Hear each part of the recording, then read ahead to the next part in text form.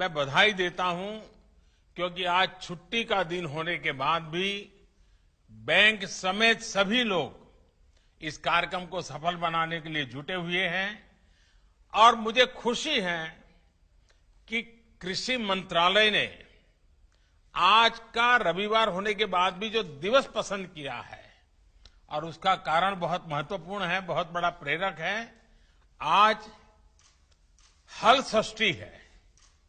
हम किसान भाई बहन बहुत भली तरह जानते हैं कि आज हल षष्ठी है, भगवान बलराम जी की जयंती है और किसान भगवान बलराम को पूजता है। हल की पूजा करके ही अपने कारोबार को चलाता है।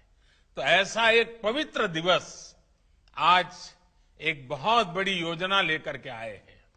मैं सभी देशवासियों को विशेष तौर पर मेरे किसान भाइयों बहनों को हल छठ की और दाऊ जन्मोत्सव की बहुत बहुत शुभकामनाएं देता हूं। इस बेहतर पावन अवसर पर देश में कृषि से जुड़ी सुविधाएं तैयार करने के लिए 1,00,000 करोड़ रुपए का विशेष फंड लॉन्च किया गया है। आज के पवित्र दिन पर लॉन्च किया गया है। इससे गांवों गांवों में बेहतर भंडारण, आधुनिक कोल्ड स्टोरेज की चेन तैयार करने में मदद मिलेगी और गांव में रोजगार के अनेक अवसर तैयार होंगे। इसके साथ साथ 8.5 करोड़ किसान परिवारों के खाते में पलक झपकते आपने देखा होगा, स्विच ऑन किया और पीएम किसान सम्मान निधि के 17,000 करोड़ रुपए सीधे सीधे 8.5 करोड़ किसानों के खाते में जमा हो गए। कोई बिचौलिया नहीं, कोई कमीशन नहीं, सीधा सीधा किसान के पास चला गया। संतोष इस बात का है कि इस योजना का जो लक्ष्य था वो लक्ष्य हासिल हो रहा है। हर किसान परिवार तक सीधी मदद पहुंचे और जरूरत के समय पहुंचे, इस उद्देश्य में ये योजना सफल रही है। बीते 1.5 साल में इस योजना के माध्यम से 75,000 करोड़ रुपए सीधे किसानों के बैंक खाते में जमा हो चुके हैं। इसमें से 22,000 करोड़ रुपए था कोरोना के कारण लगे लॉकडाउन के दौरान किसानों तक पहुंचाए गए हैं। साथियों, दशकों से ये मांग और मंथन चल रहा था कि गांव में उद्योग क्यों नहीं लगते। जैसे उद्योगों को अपने उत्पाद का दाम तय करने में और उसको देश में कहीं पर भी बेचने की आजादी रहती है, वैसी सुविधा किसानों को क्यों नहीं मिलती। ये अन्याय किसानों के साथ क्यों हो रहा है। अब ऐसा तो नहीं होता कि अगर साबुन का उद्योग किसी शहर में लगा है तो उसकी बिक्री सिर्फ उसी शहर में होगी। कि साबुन तो देश के हर कोने में, दुनिया में कहीं पर भी बिक सकता है, लेकिन खेती में अब तक ऐसा नहीं होता था। जहां अनाज पैदा होता है तो किसान को स्थानीय मंडी में जाकर के ही उसको बेचना पड़ता था। इसी तरह ये भी मांग उठती रही कि अगर बाकी उद्योगों में कोई बिचौलिए नहीं है तो फसलों के व्यापार में ये बिचौलिए क्यों होने चाहिए। अगर उद्योगों के विकास के लिए इंफ्रास्ट्रक्चर तैयार होता है तो वैसा ही आधुनिक इंफ्रास्ट्रक्चर कृषि के लिए भी मिलना चाहिए। साथियों, अब आत्मनिर्भर भारत अभियान के तहत किसान और खेती से जुड़े इन सारे सवालों के समाधान ढूंढे जा रहे हैं। एक देश एक मंडी के जिस मिशन को लेकर के बीते 7 साल से काम चल रहा था, वो अब पूरा हो रहा है। पहले इनाम के जरिए एक टेक्नोलॉजी आधारित एक बड़ी व्यवस्था बनाई गई। अब कानून बनाकर किसान को मंडी के दायरे से और मंडी टैक्स के दायरे से मुक्त कर दिया गया है। अब किसान के पास अनेक विकल्प है। अगर वो अपने खेत में ही अपनी उपज का सौदा करना चाहे तो वो कर सकता है, या फिर सीधे वेयर हाउस से इनाम से जुड़े व्यापारियों और संस्थानों को जो भी उसको ज्यादा दाम देता है उसके साथ फसल का सौदा किसान कर सकता है। इसी तरह एक और नया कानून जो बना है उससे किसान अब उद्योगों से सीधी साझेदारी भी कर सकता है। और मैं बताऊं, भारत के उद्योग जगत का जितना निवेश गांव और किसान में होना चाहिए था वो बहुत यानी नगण्य था, मामूली था, और उसमें हमारे कुछ कानून नियम भी आड़े आते थे। अब देखिए, जैसे आलू का किसान चिप्स बनाने वालों से फल उत्पादक यानी बागवान, जूस, मुरब्बा, चटनी, या कोई आयुर्वेदिक पौधे वाले किसान है तो फार्मेसी को, जैसे उत्पाद बनाने वाले जो उद्योग हैं उनके साथ वो पार्टनरशिप कर सकता है। इससे किसान को फसल की बुआई के समय तय दाम मिलेंगे, जिससे उसको कीमतों में होने वाली गिरावट से राहत मिल जाएगी।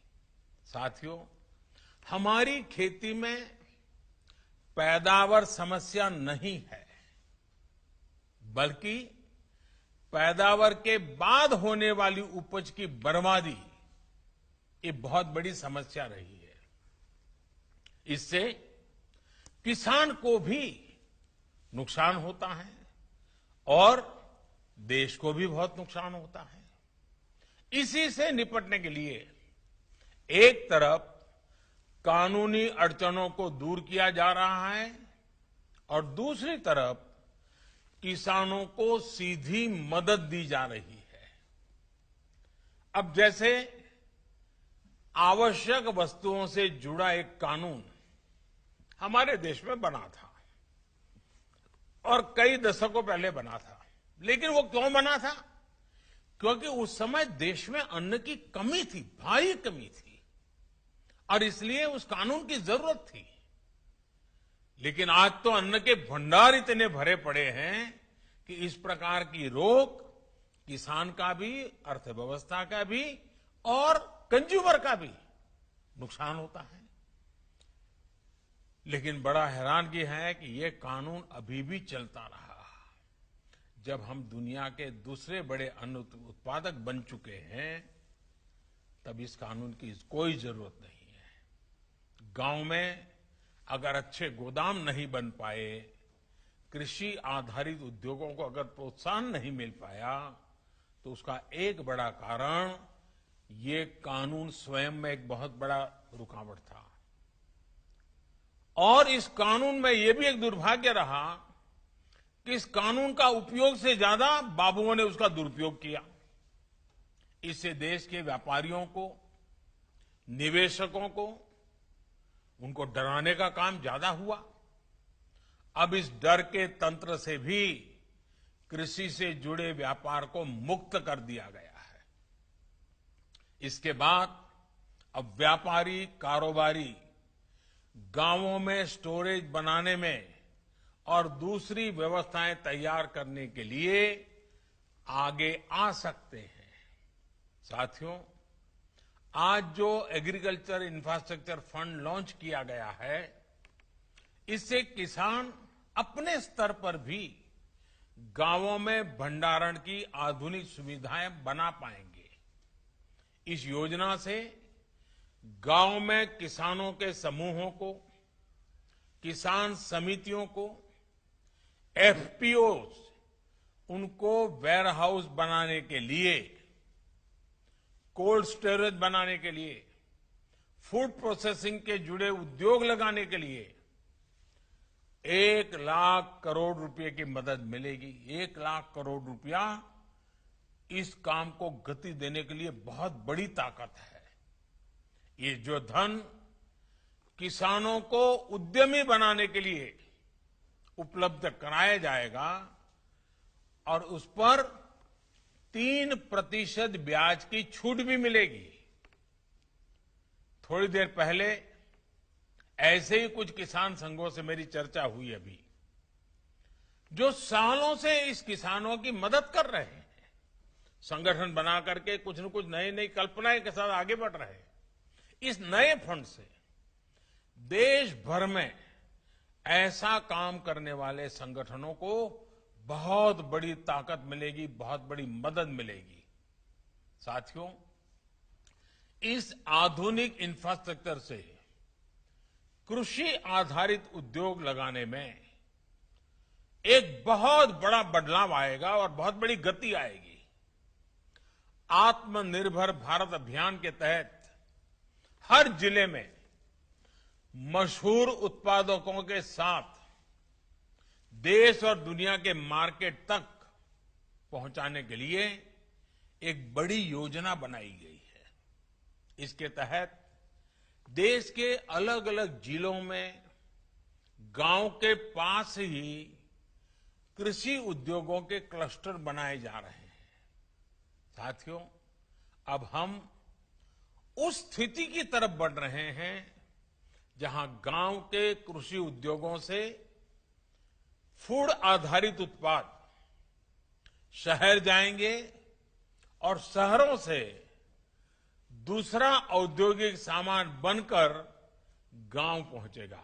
यानी ये अब 2 वे चलेगा और यही तो आत्मनिर्भर भारत अभियान का संकल्प है और जिसके लिए हम सबको मिलकर के एक नए तरीके से, नई सोच के साथ, नए संकल्प के साथ काम करना है। अब सवाल ये उठता है कि जो कृषि आधारित उद्योग लगने वाले हैं, उनको कौन चलाएगा? इसमें भी ज्यादा हिस्सेदारी हमारे छोटे किसानों के बड़े बड़े समूह, जिनको हम एफपीओ कह रहे हैं या फिर हम उसको किसान उत्पादक संघ कह रहे हैं, इन्हीं के द्वारा होने वाली है। और इसके लिए बीते 7 साल से एफपीओ किसान उत्पादक समूह, इसका एक बड़ा नेटवर्क बनाने का अभियान चलाया है। आने वाले सालों में ऐसे 10,000 नए एफपीओ किसान उत्पादक समूह पूरे देश में बने, इस पर सभी राज्यों के साथ मिलकर के काम को आगे बढ़ाने पर बल दिया जा रहा है। साथियों, एक तरफ एफपीओ के नेटवर्क पर काम चल रहा है, तो दूसरी तरफ खेती से जुड़े स्टार्टअप्स को प्रोत्साहित किया जा रहा है। अभी तक लगभग 350 कृषि स्टार्टअप्स को मदद दी जा रही है। ये startups food, particularly food processing से जुड़े हैं, artificial intelligence, internet of things, खेती से जुड़े स्मार्ट उपकरणों के निर्माण और रिन्यूएबल एनर्जी से जुड़े हैं। साथियों, किसानों से जुड़ी ये जितनी भी योजनाएं हैं, जितने भी रिफॉर्म्स हो रहे हैं, इनके केंद्र में हमारा छोटा किसान है और हमारे देश में सबसे ज्यादा संख्या छोटे किसानों की है। यही छोटा किसान है जिस पर कोई भी आपत्ति आए तो सबसे ज्यादा परेशानी छोटे किसान को होती है और यही छोटा किसान है जिस तक सरकारी लाभ पूरी तरह पहुंचे, ये हमारा संकल्प है। बीते 6-7 सालों से इसी छोटे किसान की स्थिति को बदलने का हम निरंतर और बड़े सुविचारित ढंग से प्रयास कर रहे हैं। छोटे किसान को देश की कृषि के सशक्तिकरण से भी जोड़ा जा रहा है और वो खुद भी सशक्त हो, ये भी उतना ही जरूरी है। साथियों, 2 दिन पहले ही देश के छोटे किसानों से जुड़ी एक बहुत बड़ी योजना की शुरुआत की गई है, जिसका आने वाले समय में पूरे देश के किसानों को बहुत बड़ा लाभ होने वाला है। देश की पहली किसान रेल महाराष्ट्र और बिहार के बीच में शुरू हो चुकी है। अब महाराष्ट्र से संतरा, अंगूर, प्याज जैसे अनेक फल सब्जियां लेकर ये ट्रेन निकलेगी और बिना समय गंवाए बिहार पहुंचेगी।